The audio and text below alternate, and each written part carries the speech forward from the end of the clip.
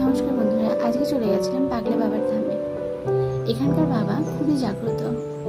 বহু প্রাচীনকাল থেকে এখানে পূজার বিধি চালু হয়ে এসেছে। আমরা ঢুকে এখান থেকে বাটা কিনে নিলাম পুজো দেওয়ার জন্য। বাটা কিনে নিয়ে আমরা মন্দিরের উদ্দেশ্যে গেলাম। প্রথমে এখানে মন্দির কিচ্ছু ছিল না, একটা বট গাছেই পুজো দেওয়া হতো। আস্তে আস্তে এখানে মন্দিরগুলো তৈরি হয়েছে। আমরা মন্দিরের ভেতরে গেলাম পুজো দেওয়ার জন্য, সঙ্গে আমার বাবাও গেছিল। এখানে 3 পাক দিয়ে দিতে হয়, তারপরে পুজো দিতে হয়। শুনেছি এখানে দিনের বেলায় মেলা বসে, কিন্তু রাত্রিবেলায় এখানে কেউ থাকতে পারে না।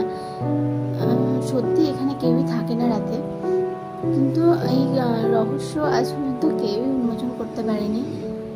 এখানে দিনের বেলায় প্রচুর মানুষ, প্রচুর ভক্তের আগমন।